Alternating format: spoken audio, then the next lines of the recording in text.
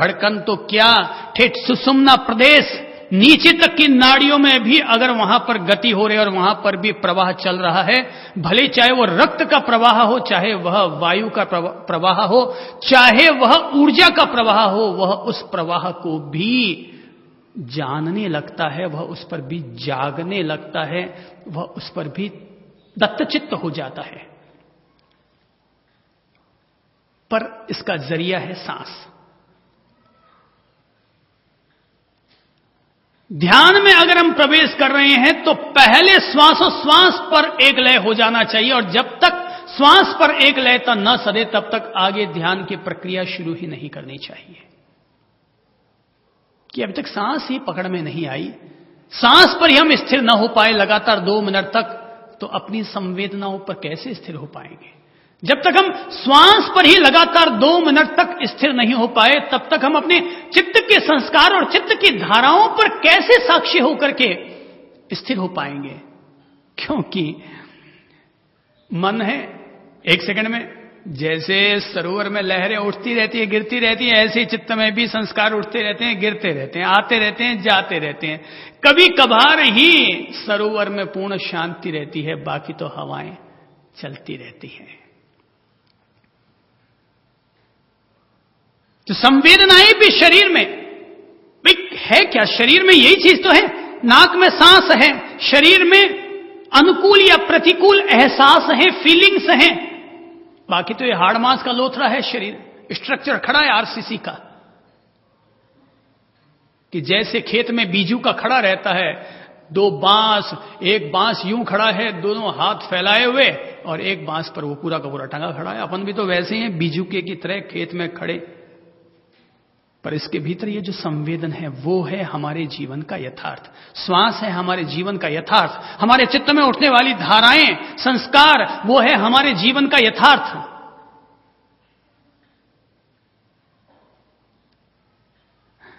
लोगों ने धर्म के वो रास्ते तो खूब समझे हैं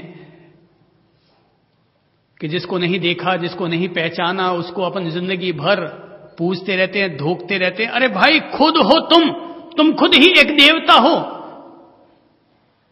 तुम खुद ही एक देवता हो, और तुम खुद को ही तो अनुभव करो ना। स्वयं की तीर्थ यात्रा स्वयं में हो जानी चाहिए, स्वयं की यात्रा स्वयं में हो जानी चाहिए। अब 3 के अलावा नंबर 1 फीलिंग करते हैं नंबर 1 में, और वो है श्वास। बाकी आप फीलिंग क्या करेंगे? आईने में देखेंगे तो आपको लगेगा हां यार पलकें झपक रही हैं। रोटी चबाएंगे तो पता चलेगा कि हां भाई मुंह चल रहा है। कोई शब्द आएगा तो पता चलेगा अपन सुन रहे हैं, इसके अलावा कुछ पता चलता है क्या? इस शरीर के भीतर क्या हो रहा है आपको पता चल रहा है? हार्ट धड़क रहा है, पता चल रहा है? पेट में जो खाना खाया वो क्रीम बन रहा है, अपने को पता चल रहा है? अचानक जोर की शंका होती है और निवृत्ति के लिए जाना पड़ता है, केवल इतना ही पता चलता और कुछ पता नहीं चलता। लेकिन शरीर में संवेदन, फीलिंग्स क्षण क्षण उठ रहे हैं, क्षण क्षण बदल रहे हैं। श्वास क्षण में आ रही है और क्षण में जा रही है, चित्त में धारा क्षण में आ रही है और क्षण में जा रही है। और जैसे किसी श्वास को हम अपनी श्वास नहीं मानते, आई और चली गई, ऐसे ही ध्यान पूर्वक जीवन जीने वाला व्यक्ति शरीर के किसी भी संवेदन को अपना संवेदन नहीं मानता। वो समझता है संवेदन एक उदय हुआ और ये चला गया। और जैसे संवेदनों के उदय और विलय को हम सहज भाव में स्वीकार करने लग जाते हैं कि उठता है और चले जाया करता है, ऐसे ही धीरे धीरे धीरे ये समझ में आने लग जाता है चित्त में संस्कार भी एक उदय आता है, चले जाया करता है। न सांस मेरी, न संवेदन मेरा, न ये उठने वाली धारा मेरी। तीनों की अपनी अपनी प्रकृति है और प्रकृति के अनुरूप सब कुछ हो रहा है। माना ये सब चीजें हमसे ही जुड़ी हैं, सांस भी, संवेदन भी और संस्कार भी, चित्त की धाराएं भी पर ज्यों ज्यों व्यक्ति विश्राम पूर्ण होने लग जाता है, साक्षी होने लग जाता है, ध्यान का मतलब ही इतना सही होता है, विश्राम पूर्ण होना, साक्षी होना। साक्षित्व को उपलब्ध करना ही ध्यान का परिणाम है कि अब हम पर कोई प्रभाव नहीं पड़ता। ठीक है, उदय हो गया, हो गया, पर जो तड़फन होती है ना उदय के बाद, वो तड़फन हमें नहीं सताएगी। वो जो संस्कार उठकर आएगा वो हमें नहीं तड़फाएगा। ठीक है भाई, जान गए, ये यूं ही उठते हैं, चले जाएंगे, 1 मिनट, आधा मिनट, 2 मिनट रहेंगे, फिर निकल जाएंगे। अच्छा, जरा एक बात बताइए, आप ध्यान में कभी बैठे तो आपको लगा कमर दर्द कर रही है? कोई भी व्यक्ति अगर लगातार 2 मिनट तक उस वेदना का अनुभव करने लग जाए, उस संवेदना को समझने लग जाए, तो 2 मिनट समझते समझते लगेगा जैसे वो वेदना साफ हो गई।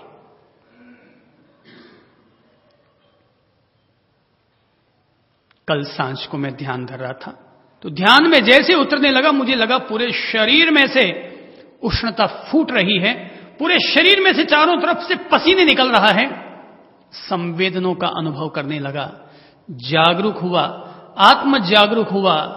पता है ये भी बदलेगा, ये एक उष्णता नामक संवेदन का, फीलिंग्स का उदय हुआ है और तय है। सांस भी आती है और चली जाती है, ऐसे संवेदन भी आता है और चला जाता है। तो वो उष्णता धीरे धीरे धीरे शांत हो गई और शीतलता में परिणत हो गई। फिर दोबारा 10 मिनट के बाद फिर वही शरीर में से उष्णता फूटने लगी, वापस वही धीरे धीरे शांत हो गई। संवेदन ऐसे ही उदय होते हैं, शांत होते हैं। क्रोध भी ऐसे ही उदय होता है, शांत होता है। जब जब भी हमारे भीतर कषाय का उदय होने लगता है, तो कभी क्रोध बन जाता है, कभी मोह बन जाता है, कभी विकार बन जाता है, कभी वासना बन जाता है, कभी लोभ बन जाता है, और अलग अलग तरीके से ये उदय में आने लग जाता है। ये इसकी प्रकृति। पर अगर हम श्वास पर अपने आप को साधते हैं, धीरज से बैठे और पहले 10 मिनट तक लयबद्ध गहरी या लंबी सांस लो, तो बिल्कुल वही उदाहरण याद रखो कि जैसे लोहार की धौंकनी होती है ना, लोहार का चूल्हा जलता है, छोटी सी अंगीठी जलती है, मगर पीछे एक पंपिंग के लिए लोहार लोग एक धौंकनी रखते हैं, चमड़े का एक गुब्बारा होता है और उसमें वो लोग चलाते रहते हैं, और जो जो वो चलता है त्यों त्यों उधर आग सुलगती रहती है, बढ़ती रहती है, और इतनी तेज आग हो जाती है कि लोहा भी उसमें पिघलाया जा सकता है। तो ठीक इसी कदर हम अपने सांसों के जरिए भी हम अपने शरीर में जहां पर भी प्रमाद है उस प्रमाद को दूर कर सकते हैं, जड़ता है तो जड़ता को दूर कर सकते हैं।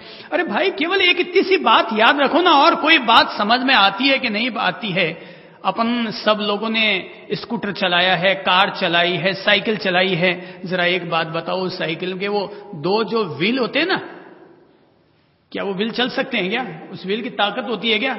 उस व्हील पर एक ट्यूब लगा होता है, और उस ट्यूब में हम लोग करते क्या है, थोड़ी सी हवा भरते हैं, और उस हवा के भरने से वो 3-3 लोगों को चढ़ा के आगे बढ़ जाती है। इतने बड़े बड़े ट्रक चलते हैं, निश्चित तौर पर इंजन चलाता होगा, निश्चित तौर पर मोटर की इसमें बहुत बड़ी भूमिका होगी या सर्वाधिक भूमिका होगी, पर जरा एक भी चक्के को पंचर करके फिर चला के बता दो। वो मोटर चल सकती है पर किसी को चला नहीं सकती। वो मोटर खुद चल सकती है पर किसी और को चलाना है तो उसमें हवा भरनी पड़ेगी। हवाई जहाज भी उड़ते हैं तो उसका नाम ही हवाई जहाज इसलिए जो हवा में उड़ता है और अंदर हवा भरी जाती है। हवा भरते वो गुब्बारे की तरह हल्का हो जाता है और हल्का होते ऊपर की तरफ उड़ने लग जाता है। तो हम भी अगर अपने शरीर में श्वास भरते हैं तो श्वास के भरने से शरीर के सारे रोग कटते हैं, सारी कमजोरी दूर होती है, अशुद्ध नाड़ी संस्थान शुद्ध होने लगता है। इसीलिए मैं तो प्राणायाम का अर्थ ही यही कहता हूं कि प्योरिफिकेशन ऑफ नर्वस सिस्टम, जो हमारे नाड़ी संस्थान हैं उसको शुद्ध करने का यह तरीका है। मैं तो अभी तक नहीं उड़ा हूं, मुझ में अभी तक हवाई जहाज की तरह हवा में उड़ने की योग्यता नहीं आई है, पर अपन लोग प्रयत्न कर रहे हैं। लेकिन हां, कई दफा ऐसा जरूर अनुभव किया है कि ध्यान की गहराइयां, और ऐसी ध्यान की गहराई रोज रोज नहीं बनती, कभी कभार ही बनती है। और जिस दिन ये ध्यान की गहराई बनती है तब शरीर पड़ा रह जाता है और चेतना इसमें से निकल करके ब्रह्म विहार करने के लिए चली जाया करती है और वापस लौट भी आ जाया करती है। पर अगर कोई पूछे इसकी प्रक्रिया क्या है, तो प्रक्रिया नहीं बताई जा सकती है। ये तो स्वयं में ही एक ऐसी गहराई बनती है और उस गहराई में से ही इस तत्व का आविष्कार होता हुआ देखा जाता है। तो पहले 5, 7, 10 minute, 2 minute, 3 minute, 4 minute, 5 minute, 6 minute, कोई इसकी लिमिट नहीं है। पर पहले यह ध्यान रखें कि मैं लयबद्ध गहरी श्वासोश्वास लूं, लंबी श्वासोश्वास लूं। और जब हम श्वासोश्वास लें तो केवल श्वास न लें, अपना पूरा ध्यान, अपनी पूरी जागरूकता, अपना कंसेंट्रेशन, अवेयरनेस, अटेंशन, और उस श्वासोश्वास पर रखें, उदय विलय। और हम आवागमन पर ज्यों ज्यों हम एक लय होते हैं, ज्यों ज्यों हम एक लय होते हैं, बचपन का वो किस्सा याद करो जब हम लोग बचपन में आईना उठाते, सूरज की तरफ आईने को करते और उसके झलके को फिर एक कागज के टुकड़े पर डालते और हम देखते कि कागज का टुकड़ा जलने लग गया है। बचपन में अपन सब लोगों ने खेल खेला है। तो ऐसा तो सूरज किसी को भी नहीं जला सकता, पर सूरज की रोशनी को, सूरज की धूप को अगर किसी एक में कलेक्ट कर दिया जाए तो कलेक्ट करने से उसमें आग लगाने की क्षमता पैदा हो जाती है। ये सौर चूल्हे जितने भी चलते हैं, सौर ऊर्जा से चलने वाले जितने भी संयंत्र है, वो सारे यंत्र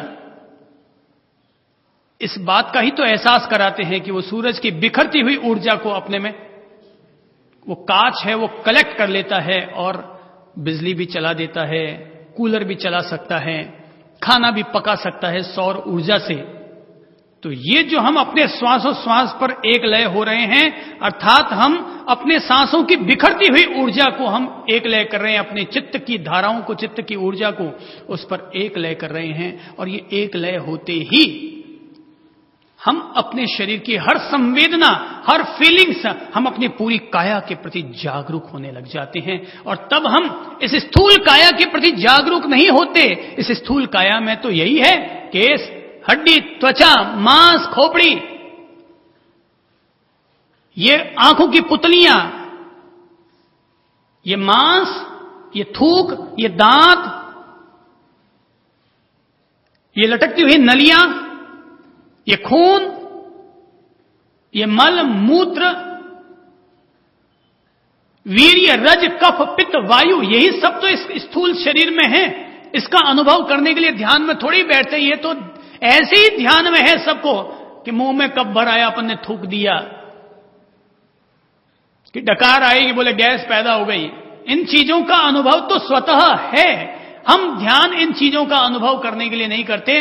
इसके भीतर के जो सूक्ष्म स्पंदन होते हैं, हम उन पर जागरूक होते हैं और उनको शांतिमय बनाने का प्रयत्न करते हैं, उनके साक्षी होने का प्रयत्न करते हैं। उन सारे संवेदनों को जो प्राकृतिक रूप से भीतर में उदय और विलय चलते रहते हैं, उनको हम विश्रामपूर्ण बनाने का प्रयत्न करते हैं।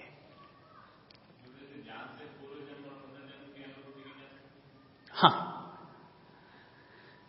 जहां तक इनका प्रश्न है कि ध्यान से पूर्व जन्म और पुनर्जन्म की अनुभूति की जा सकती है, तो निश्चित तौर पर जैसे जैसे इंसान का ध्यान गहरा होगा,